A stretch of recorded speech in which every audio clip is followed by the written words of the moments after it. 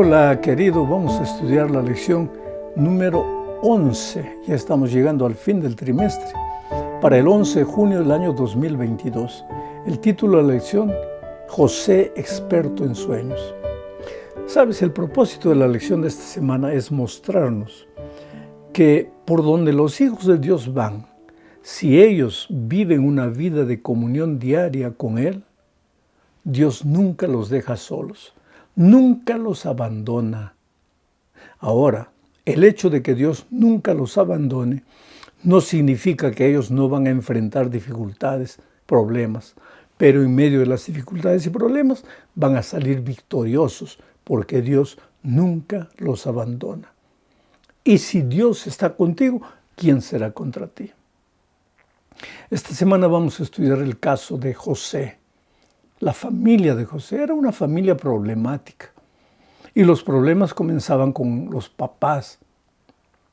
Vamos al texto de Génesis capítulo 37, versículos 3 y 4. Israel amaba a José más que a todos sus hijos porque lo había tenido en su vejez. Voy a parar la lectura aquí para comentar esta parte. Israel se refiere a Jacob, el ex Jacob. Jacob, mentiroso, usurpador, engañador, ese había muerto a las orillas del río Jaboc. Ahí esa noche nació Israel. Este era un hombre nuevo. Y lo que vamos a ver es que los hombres que han nacido en Cristo también cometen errores. Porque la perfección no es algo que se encuentra en un minuto. Hoy te conviertes, mañana eres perfecto. No, la perfección es un camino que se recorre. Vas cada día aprendiendo, hasta que un día seremos como Él cuando le veamos tal como Él es. Pero mientras eso, seguimos avanzando. Israel estaba convertido y cometió errores. ¡Qué error terrible este!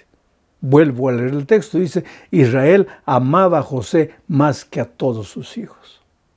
Si el texto terminase diciendo, Israel amaba a José, perfecto, estaba maravilloso, porque los padres amamos a los hijos. Pero el texto dice, amaba a José más que a sus otros hijos. Ahí se metía en problemas. Porque, queridos, yo no digo que entre el padre y un hijo, un determinado hijo, no pueda haber más afinidad que con el otro. Eso es natural. Pero el padre no puede amar a uno más que al otro. No puede mimar a uno más que al otro. No puede hacer diferencia entre la educación de los hijos. No puede preferir a uno más que al otro. Y mucho menos demostrarlo. Porque Jacob no solo amaba a José más que a los otros, sino que le mandó a hacer una túnica. O sea, lo demostraba públicamente. Es como si ningún hijo tiene zapatos. Pero yo le compro a este y la próxima semana le compro otro cuando los otros no tienen zapatos. Una túnica para nosotros puede no significar nada, solo una pieza de ropa, por más bonita que era, de colores. Pero es que en aquellos tiempos una túnica significaba prácticamente la primogenitura. Los hermanos tenían toda la razón al pensar, nuestro Padre está queriendo darles la primogenitura al que nació por último. Ahora el texto dice, Israel amaba a José más que a los otros porque lo había tenido en su vejez. Oh querido, nada es argumento para hacer diferencia entre los hijos. Que lo hayas tenido en tu vejez, ese no es argumento para que tus otros hijos se sientan menos amados. El papá tiene que compartir su amor con todos. Sigo leyendo el texto. Israel amaba a José más que a todos sus hijos, porque lo había tenido en su vejez. Por eso le hizo una túnica de diversos colores. Al ver sus hermanos que su padre lo amaba más que a todos ellos, lo odiaban y no podían hablarle de manera pacífica. Evidentemente, Israel cometió un error. Amar a un hijo más que a los otros. Pero el error de Israel no justificaba el error de los hijos, que por causa del padre amar más a uno que a ellos, ellos comenzaron a abrigar odio en su corazón para con José. Nada justifica el rencor. Nada justifica el odio, el resentimiento. Porque el odio, el resentimiento y el rencor son como ácido, como veneno, que va corroyendo la vasija. El odio, el rencor, el resentimiento no le hacen más mal al otro que a ti mismo. Finalmente tú te vas envenenando, pierdes la alegría de vivir, pierdes los colores, te sumerges en un túnel de oscuridad. Entonces, por amor a ti mismo, aprende a perdonar, aprende a arrancar el odio de tu corazón. Y eso no es algo que lo puedes hacer solo, naturalmente. Necesitas de Jesús. Solo Él puede sacar el sentimiento malogrado de tu corazón y hacerte un hombre o una mujer feliz. Vamos a la segunda parte del estudio. El subtítulo es El ataque a José. Leo Génesis 37, 18 al 20. Dice, cuando ellos, los hermanos de José, está hablando el texto de los hermanos de José, cuando ellos lo vieron a lo lejos, ¿a quién? A José, que venía hacia ellos llevándoles comida. Cuando ellos lo vieron a lo lejos, antes de que él se acercara a ellos, hicieron planes contra él para matarlo. Se dijeron el uno al otro, miren, aquí viene el soñador. Vamos, matémoslo ya. Echémoslo en uno de los pozos y digamos que alguna mala bestia se lo comió y vamos a ver qué pasa con sus sueños. Qué cosa terrible, querido. La semana pasada nosotros vimos que cuando una de las hijas de Jacob fue violada, los otros hermanos de Dina fueron y se vengaron terriblemente del pueblo de Siquén. Ahora, ¿eso era un pecado? Claro que sí. ¿Horrible a los ojos de Dios? Claro que sí. Pero si tú quieres buscarle alguna lógica, podrías encontrarla. Al decir, bueno, pues mataron a un pueblo enemigo que violó a una hermana suya. Pero, ¿qué justifica, qué lógica le podrías encontrar a estos hermanos de José que estaban planeando matar a su propio hermano? Y no fue un pecado así, que yo estaba yendo y me tropecé y caí. No, un pecado frío, calculado, porque cuando lo vieron venir dijeron, no, ahí viene, vamos a matarlo, después vamos a manchar sus ropas con la sangre de algún animal y vamos a llevarle a papá para decirle que alguna fiera se lo comió por ahí.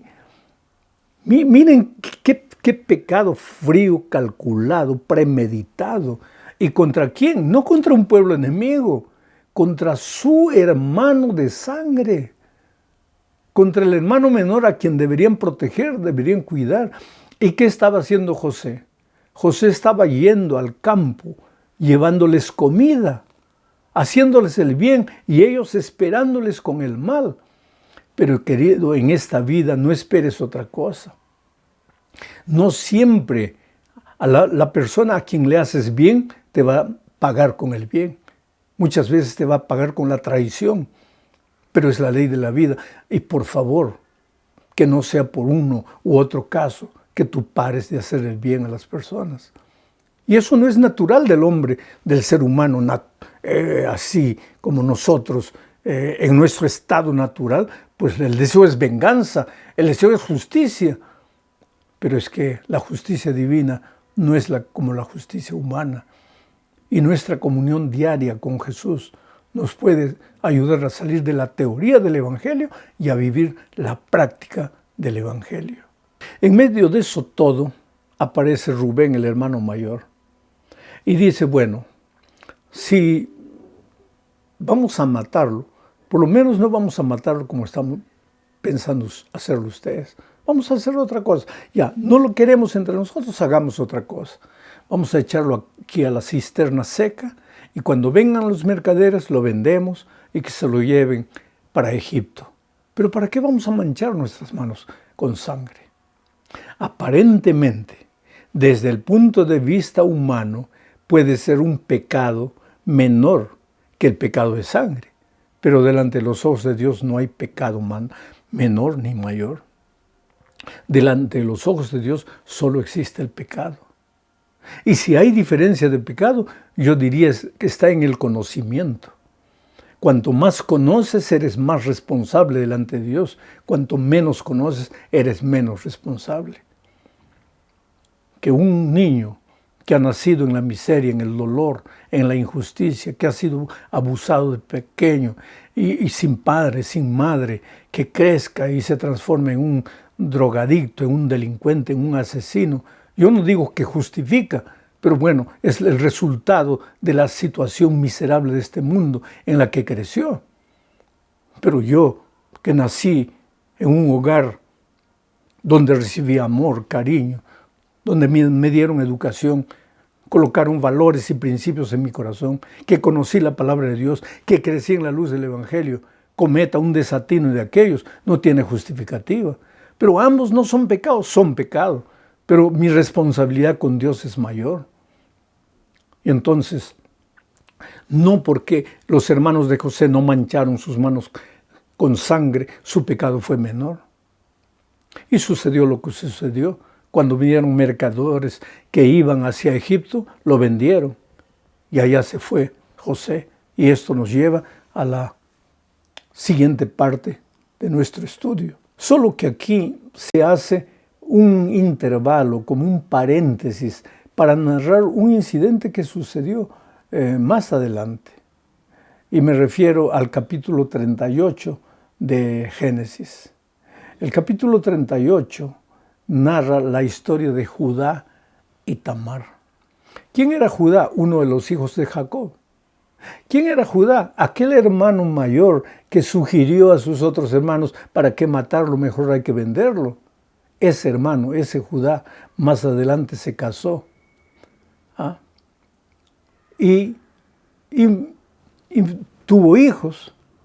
Y en aquellos tiempos, cuando un hijo se casaba, si ese hijo moría, el papá tenía el deber de dar su segundo hijo a la viuda como esposo para conservar el nombre. Y si se moría el segundo, el papá tenía que dar al tercer hijo como esposo. Judá era el hombre. Su hijo se casó con Tamar y murió por desobediente, porque la paga del pecado es la muerte. Y entonces Judá entregó a su segundo hijo como esposo para Tamar. Pero este segundo hijo, Onán, también fue rebelde a Dios y murió.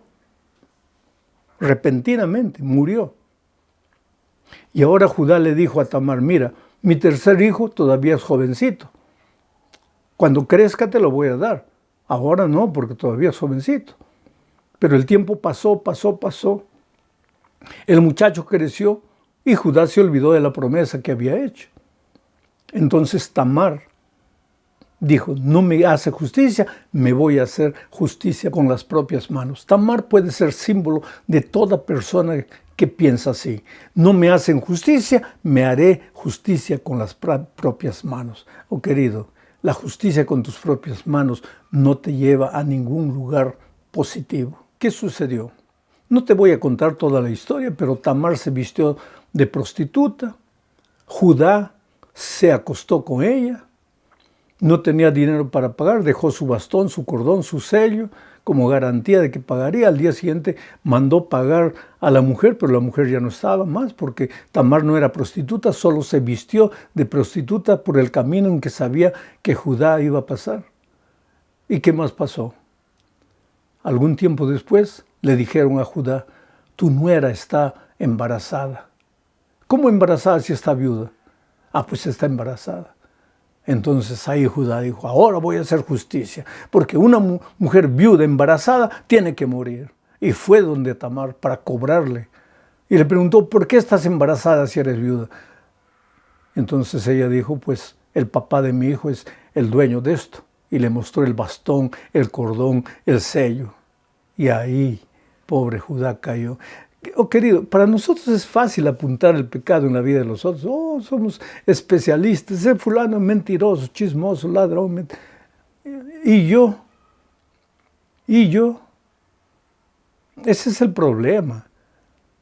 Pobre Judá, cayó en la real, como dicen los muchachos. Se dio cuenta de la tontería que había hecho, de la injusticia que había cometido. Ahora sabes que ese niño que nació de ellos se llamaba Fares. Y Fares fue un ancestral de David, de cuya raíz nació el Señor Jesucristo. Y Tamar, entre las 4 mujeres que se mencionan en la genealogía de Jesús, y mira que Jesús era judío, y en la genealogía de un judío jamás entraba una mujer, pero en la genealogía de Cristo entran 4 mujeres, una de ellas es Tamar. ¿Qué quiere decir esto? Que cuando Dios perdona, olvida. Que cuando tú confiesas tus pecados, Dios agarra tus pecados y los arroja al fondo del mar y nunca más se acuerda de ellos. Por eso no vivas desesperado con tu historia. Y otra cosa, que tu padre fue esto, que tu padre fue aquello, que tu mamá hizo esto o aquello, eso no interesa. Que tu abuelo, que tu bisabuelo, no interesa. Interesa las decisiones que tú tomas. Interesa las elecciones que tú haces, los caminos que tú escoges. Eso es lo que interesa. Y Dios te está llamando para que tú escojas los mejores caminos para tu vida. Ahora sí, volvemos a la historia de José. Esta es la 4ª parte de la lección y hablamos de José como esclavo en Egipto. Dios bendijo a José. Por eso dije al principio que el propósito de esta lección es enseñarnos que por donde van los hijos de Dios, llevan la bendición de Dios. Y la bendición de Dios no significa no tener problemas, sino ser victoriosos en medio de los problemas. Cuando José fue vendido, el espíritu de profecía dice que la caravana que lo llevaba iba por las montañas y él vio el campamento de su padre a lo lejos. Y prometió a Dios que sería fiel a los valores y a los principios que había recibido de niño. Y así fue. Porque llegó a Egipto, Dios lo prosperó, Dios le abrió las puertas, Potifar lo adoptó como el administrador de su casa, un hombre rico, millonario. Pero un día la mujer de Potifar se enamoró de José. José resistió. Me impresiona lo que él dice. ¿Cómo pues haría este mal contra mi Dios? No dijo qué dirá la iglesia, qué dirá el pastor, qué dirá mi hijo. No pensó en los otros, pensó en Dios. Que nadie me vea, porque eso es lo que la mujer de Potifar le decía. Nadie nos ve. Pues que nadie nos vea, ¿qué importa? Lo que importa es que Dios me ve. ¿Y cómo podría hacer este mal contra mi Dios? Oh, querido, la vida cristiana es una vida de comunión con Dios. Quien dirige no es un manual que te dice esto sí, esto no. Quien dirige tu vida es el corazón de Dios, es el corazón hablando, la voz de Dios hablando en tu corazón y diciéndote, hijo, este es el camino, ve por él. Cuando llegue el momento de la tentación, no pienses en la disciplina, en el castigo que te van a borrar de la iglesia. Piensa, ¿cómo podría hacer esto contra mi Dios? ¿Por qué? Porque tú amas a Jesús y porque entre tú y Él existe la más linda relación de amor. Llegamos al fin de la lección. Como consecuencia de este incidente con la esposa de Potifar, José va a la cárcel. Y ahí tú puedes pensar, pues en la cárcel acabó todo. No, acabó todo para el que no tiene a Dios en su vida. Tú puedes llegar en este mundo de injusticia, de miseria, de dolor. Puedes llegar al fondo del pozo, al fondo de la mazmorra. Como a Isaac, el cuchillo puede estar aquí en la garganta. Desde el punto de vista humano, todo puede parecer perdido. Pero si tú amas a Jesús, querido, nada está perdido. Y de ahí, de la cárcel, Dios lo sacó. Y lo sacó a través de los sueños, del ministerio de los sueños. Quiero hablarte un poquito de sueños para que no te compliques la vida, querido. Hay 3 motivos por los que básicamente soñamos. Primero, porque mientras tu consciente descansa, tu subconsciente trabaja.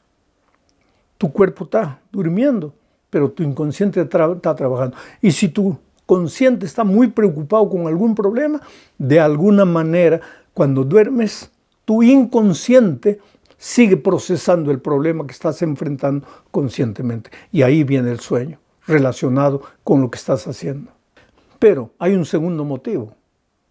A veces tú sueñas porque has comido mucho en la cena. Y tu cuerpo no descansa.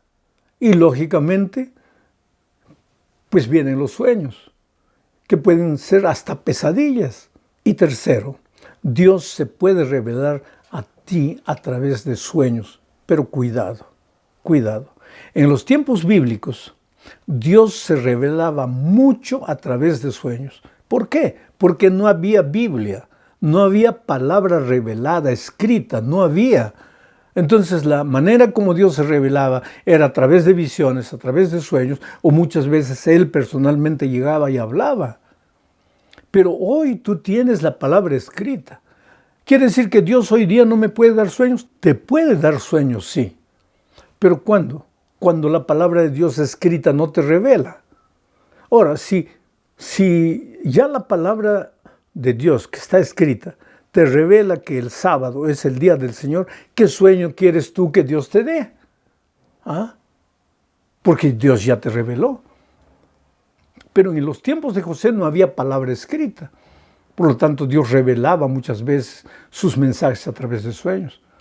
Fue por causa de interpretar los sueños de dos presos que José fue llamado después a la corte, porque Faraón también tuvo un sueño.